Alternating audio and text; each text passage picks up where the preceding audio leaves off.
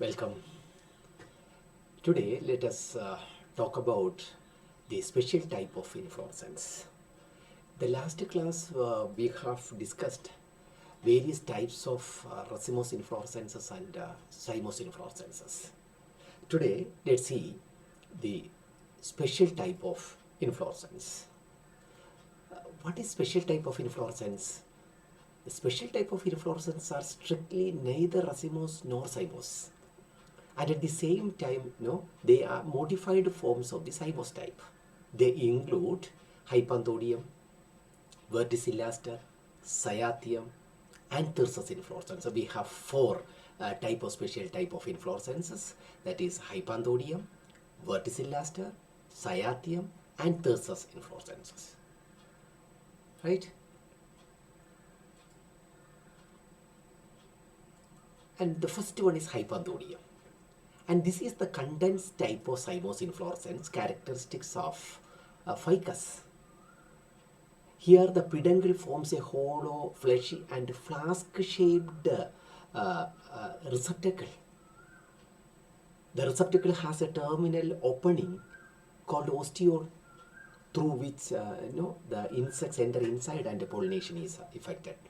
Ostiole is guarded by numerous incurved hairs. The inner surface of the receptacle, numerous small, sessile, male, female and sterile flowers are present. Male flowers are usually seen near the ostiole and sterile flowers at the middle and the female flowers towards the base. That is the structure of hypanthodium inflorescence. And this is the hypanthodium inflorescence. Here is a cup-shaped receptacle and a small opening. You can see here a small opening, and this opening is called ostiole. And near the ostiole, you can see the male flowers, and incurved hairs are also there. And the male flowers consist of only stamens alone, nothing else. And the female flowers consist of pistil alone, nothing else. There is no androecium, corolla is totally absent. And you can see the sterile flowers also. And the female flowers, the pistil, the ovaries, the style is terminal in position. But in the case of sterile flowers, otherwise called gall flowers have the style, it arises from the one side of the ovary. That is the characteristic feature of female flower and the gall flower, otherwise called sterile flowers, right? And you can see this clear-cut picture of hypanthodium inflorescence. And here you can see the female flower and gall flower and the male flower. The male flower consists of stamens alone, female flower consists of pistil alone, and the gall flower also, this is sterile flower. And the only difference is the position of the style, right? And you can see one of the unique reproduction seen in hypanthodium inflorescence, unique process. And let's look at the process here. The fig has male, female and sterile flowers, as we already told you.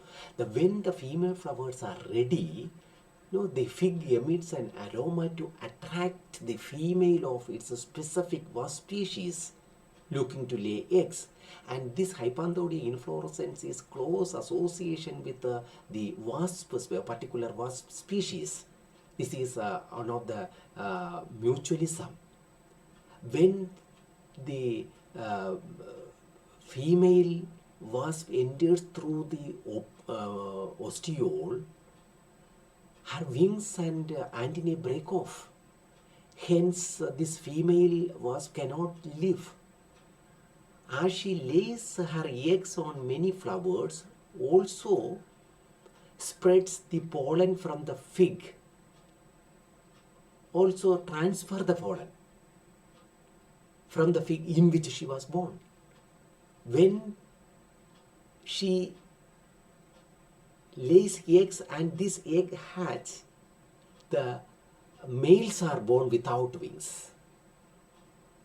Their only purpose is to mate with the females born along with them. Once this is done, they die within the fig. So the female and the male also die within the fig. Could you follow me? This is an interesting phenomenon, takes place in the hypanthodi inflorescence of fig. When the females are ready to leave, the male flowers are loaded with the pollen, so the wasp will leave with a supply of pollen and pollinate the female flowers for the fig in which she will lay her eggs. Thus the cycle continues. Each flower produces a single one-seeded hard-shelled fruit. That is what gives the fig its crunchy feel. When you eat the fig fruit, you feel some gritness. That gritness is nothing but one-seeded hard-shelled fruit. See, the incredible partnership requires fine-tuning and synchronicity on the part of the plant and the pollinator. It is often mentioned as a fine example of co-evolution also. And this is another fun factor of this hypanthodium inflorescence is that with the male and female wasp dying inside the flower, the fig uses an enzyme to break down the wasp into a protein. Also, the fig wasp incredibly small. The total body length is just 1 to 2 millimeter in size. The entire lifespan of this particular wasp species is barely 1 to 3 days. So the fig trees always have fruiting going on throughout the year.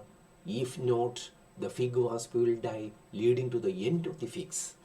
So this is one of the article published in the Hindu, date backs in November 29, 2024. See, it is very interesting one. That is why I would like to share with you. Right? So then coming to verticillaster inflorescence. This is a compound inflorescence consisting of two axillary opposite zymous inflorescences developing one on either side and meeting around the stem. It is one of the characteristic inflorescence of the family Lamiaceae. Earlier it was called Labiatae. Example, Lucas. In this case, two clusters of sessile zymous inflorescence develop from the axis of opposite leaves as a dichotomy. The subsequent development of flowers is of a monocotial scorpioid in nature. So at each node is a cluster of flowers completely surrounding the stem. This is the characteristic feature of verticillaster inflorescence. This is a diagrammatic representation. See, and you can see this Lucas here, cluster of inflorescence you can see here. Then coming to Cyathy inflorescence. This is a type of inflorescence which is the characteristic inflorescence of the family Euphorbiaceae, particularly the genus Euphorbia and Poinsettia. It consists of a cup-shaped bract called involucre of bract with the 5 lobes. One of the lobes is having a nectar-secreting gland on the outer surface. Within the involucre, from the center, a single female flower develops. The stalk of the female flower is very long and the female flower comes out from the involucre. Surrounding the female flower, can see the male flowers are arranged in a scorpioid manner. Male flowers consist of only stamens alone, nothing else. Each male flower consists of single stamen alone.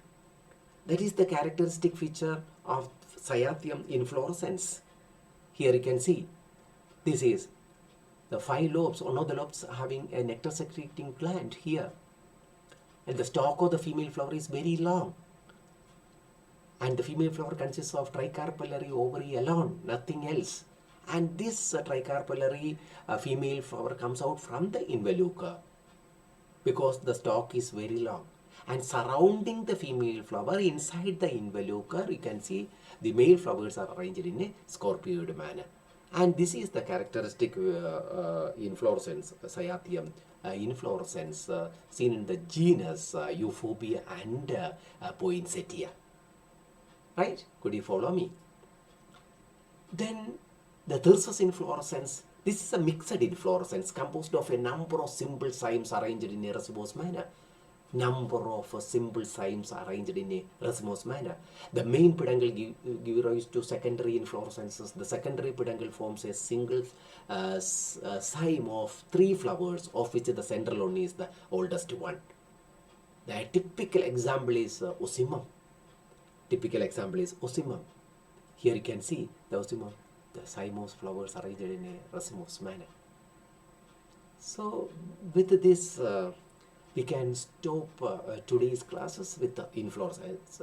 We have completed the inflorescences, racemose inflorescences, cymose inflorescences, and their various types, and the special type of inflorescence. Okay, thank you very much.